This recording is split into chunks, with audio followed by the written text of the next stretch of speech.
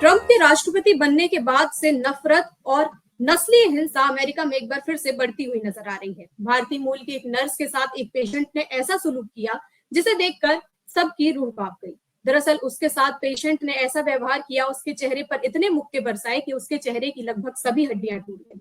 नमस्कार, आप देख रहे हैं सत्य हिंदी और मैं हूं आपके साथ कृति सिंह भदौरिया। ऐसी ही नस्लीय हिंसा का शिकार भारतीय मूल की एक नर्स हुई है, जिसके ऊपर आरोपी ने इतने मुक्के बरसाए कि उसके चेहरे की न केवल सारी हड्डियां टूट गई, बल्कि वो आरोपी वहां से फरार भी हो गया।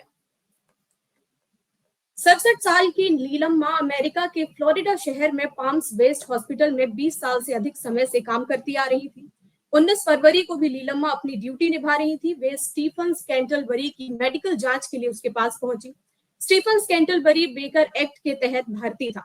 बेकर एक्ट मतलब उसे मानसिक संकट की वजह से जबरन हॉस्पिटल में रखा गया था। लीलम्मा उसकी हालत देखने गई, लेकिन अचानक से वो शख्स भड़क गया।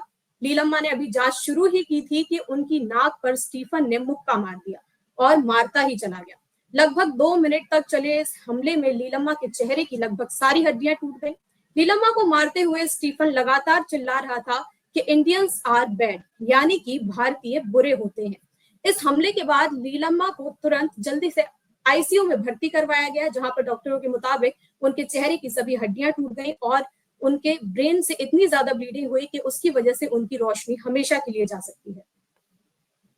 इस समय वो सेंट मैरी मेडिकल सेंटर के आईसीयू में भर्ती हैं। इस घटना को अमेरिकी अधिकारियों ने नस्लीय घृणा से प्रेरित अपराध बताया है।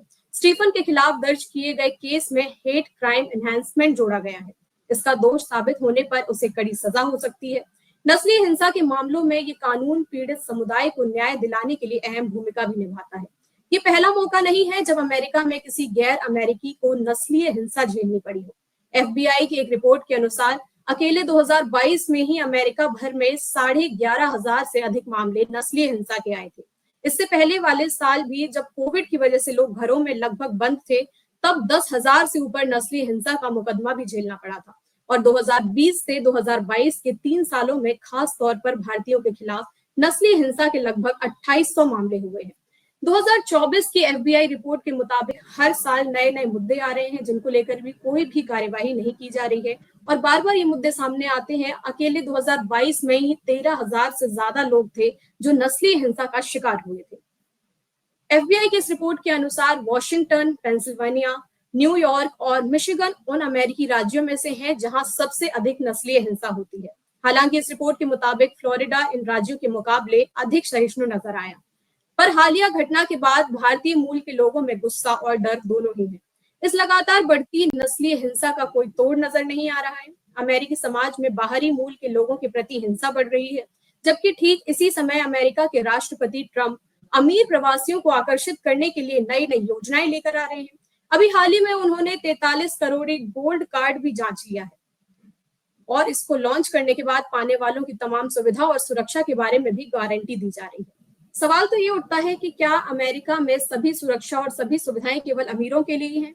जो बाकी जो अप्रवासी वर्ग है, जो अमेरिका की अर्थव्यवस्था में लगातार योगदान दे रहा है, क्या उनके लिए कभी भी सुरक्षित वातावरण निर्मित नहीं हो पाएगा? क्या हमेशा अलग अलग अप्रवासियों को इस तरीके की हिंसाएं झेलनी पड़ेगी? आपकी जो भी राय हो इस मामले में हमें कमेंट करके जरूर बताइएगा। फिलहाल के लिए इतना ही। देश दुनिया की तमाम खबरों के लिए आप देखते रहिए सत्य Hindi.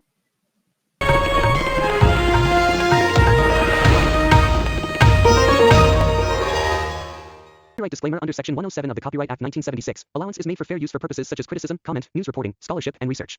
Fair use is a use permitted by copyright statute that might otherwise be infringing.